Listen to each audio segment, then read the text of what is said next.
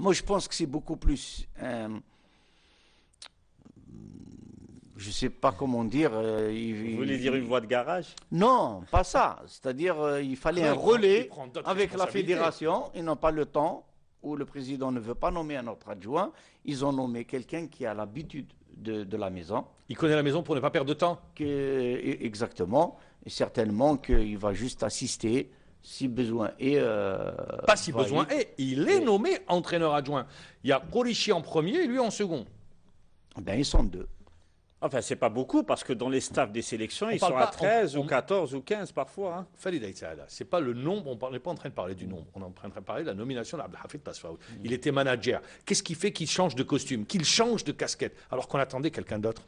Oui, bah, là, premièrement, peut-être que c'est sur demande du sélectionneur, il faut qu'on ait l'information. Et peut-être que parce que lui, il connaît les habitudes de la maison, ils ont pensé qu'il est le plus à même de pouvoir intégrer le staff directement et commencer le travail. En plus, qu'est-ce qu'il y a comme travail? Il y a un seul match amical en mars. Après, ce sera directement la préparation pour le mondial. Justement, il va travailler.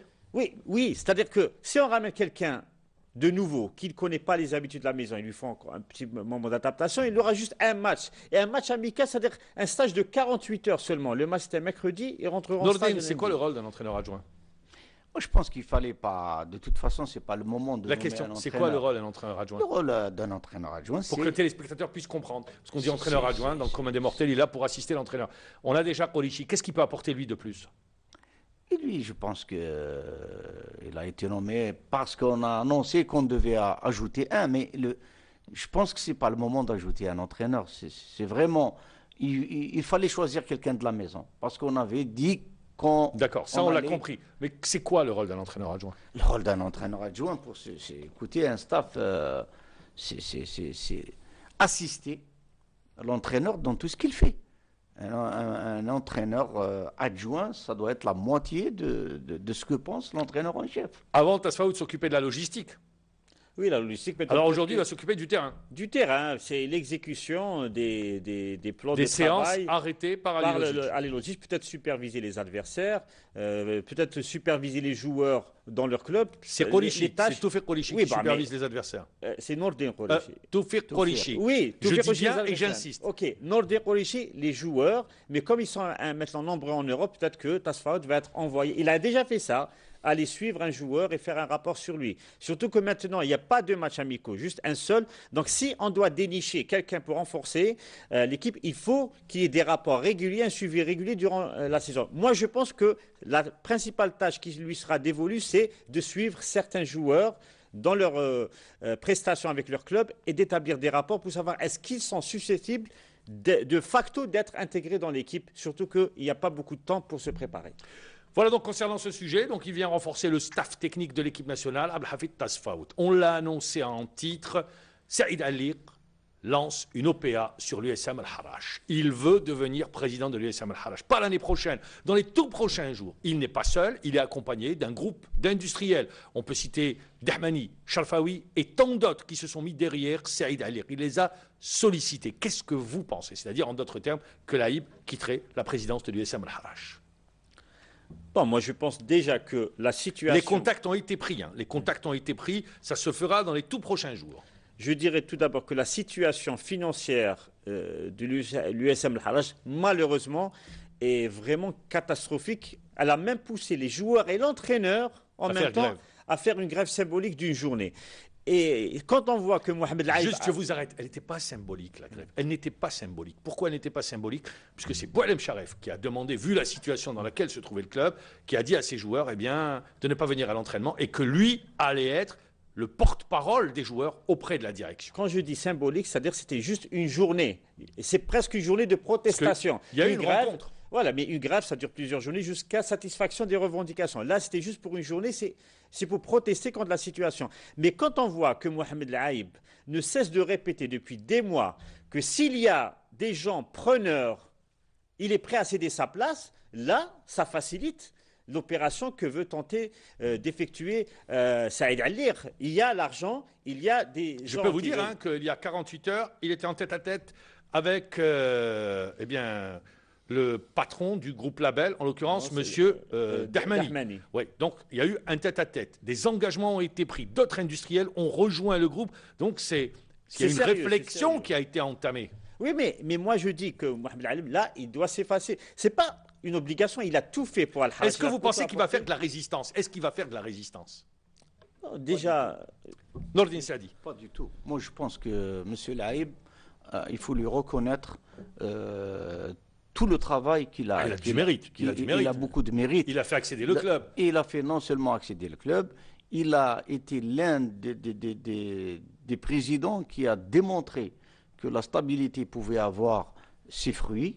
C'est quelqu'un qui a toujours choisi des entraîneurs locaux, en l'occurrence un entraîneur qui l'a soutenu. Et puis, à un moment donné, il a toujours fait appel. Il n'a pas voulu abandonner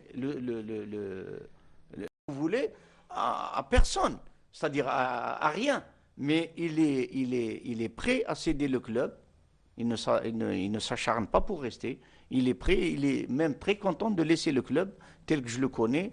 Il vous l'a dit? Vous dites qu'il est prêt à laisser le club. Est-ce qu'il vous l'a dit? Non, il ne me l'a pas dit. D'accord. mais il a dit publiquement. Moi, je connais un peu les profils quand même, M. Laïb. C'était un président. C'est l'intellectuel des présidents de club, quand même. C'est un PDG, il connaît, il sait les règles de la gestion, il sait qu'il ne peut pas être Il a éternel. fait des prévisions. Lui. Il savait que tous les charlatans qui voulaient le faire partir ou qui voulaient qu'il quitte la baraque, le club allait être jeté dans la rue. Donc lui, quand même, tu dis que c'était un intellectuel, c'est quelqu'un qui voit loin.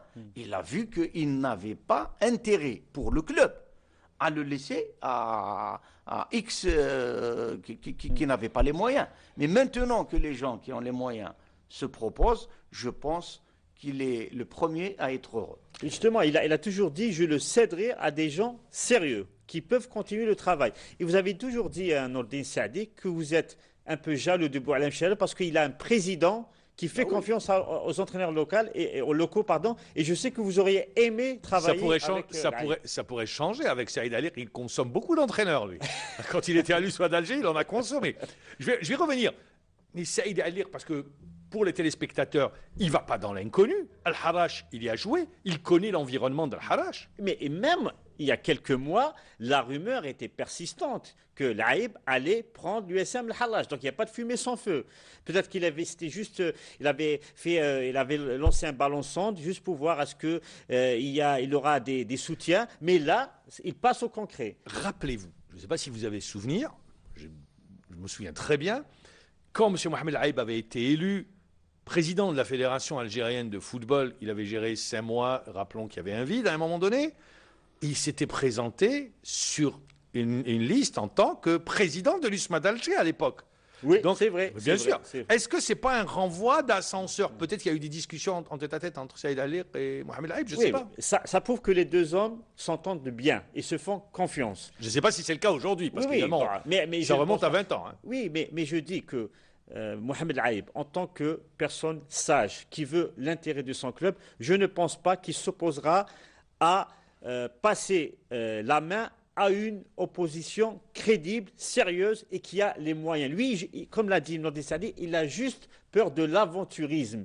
Il a juste peur que le club soit repris par des profiteurs ou des gens qui encore vont aggraver la situation du club.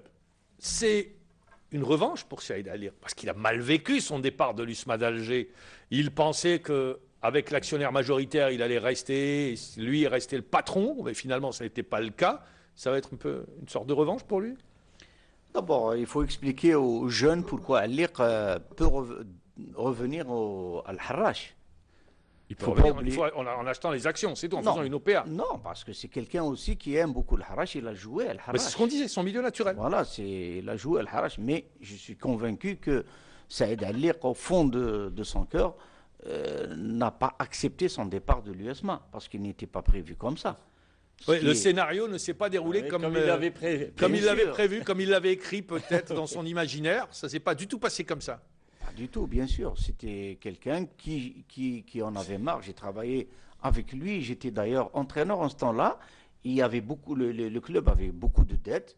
Et donc l'arrivée de De Haddad, l'actionnaire majoritaire. L'actionnaire majoritaire, c'était à bras ouverts qu'il avait accepté. Mais dans les discussions, il était dit qu'il devait rester comme directeur général et que bon, ça n'a pas capoté réussi. à un moment donné. Ça a capoté. Donc, la flamme, je ne sais pas, je suis jamais resté plus de 5 mois en dehors du football pour te dire si vraiment. Oui, mais entraîneur, président, c'est pas la même chose. C'est la même chose, c'est la même chose. Il y a eu un exemple. Hein. C'est- Monsieur Yaneri, il a été entraîneur, il a été président du NET. Non. Quand je dis par rapport au retrait, par rapport au terrain, c'est pas la même chose. C'est la même chose, là, pratiquement c'est la même chose. Un président, il vit, sauf l'entraînement, il ne le fait pas, mais il vit la même situation que vit l'entraîneur. L'angoisse des stages, l'angoisse des matchs, l'angoisse des blessures, l'angoisse de la rentrée d'argent, l'angoisse de pas mal de choses. Donc ça a dû le travailler et puis il s'est assez reposé maintenant. Là, il ne s'est pas reposé, il s'occupe de judo, natation. Oui. Bon, il était C'est le président président du club Usma. amateur, oui. Ouais, Du club amateur, bon, mais il n'y a pas beaucoup d'adrénaline là-dedans. En Oui. plus, vous avez dit Il n'y que. a pas d'adrénaline, il n'y a pas de médiatisation, on est inexistant. Quoi. Voilà, mais vous avez dit qu'au fond de son cœur, il n'a pas accepté d'avoir été. Je vous pose la éjecté. question à vous. Non, mais c'est pas au fond de son cœur, il l'a dit publiquement. Hein. Eh ben voilà. Il a dit dans des interviews que ça ne s'est pas passé comme il le souhaitait, c'est de l'ingratitude. Et au fond de lui-même, il a toujours souhaité rebondir. Bon, peut-être il peut pas, il a peut-être essayé de rebondir à l'USMA, de reprendre les pouvoirs, il n'a pas pu. Il va repasser par un autre club. Mais il faut lui reconnaître. L'autre club, c'est le Harash. Le Harash, il faut reconnaître des compétences avérées. Quand il avait pris l'USMA en 1993, juste parce que M. Mouldi Issaoui, président à l'époque, avait été élu président de la fédération, l'USMA était démuni. C'était un club qui végétait en deuxième division. Il en a fait l'un des meilleurs clubs, l'un des plus titrés. L'un des clubs les plus titrés en Algérie. Pourquoi pas avec l'USM Al-Harash? L'USM Al-Harash, c'est une mine. C'est une mine de talent. Et c'est un club populaire qui a toujours été le parent pauvre du football algérois, mais qui a toujours été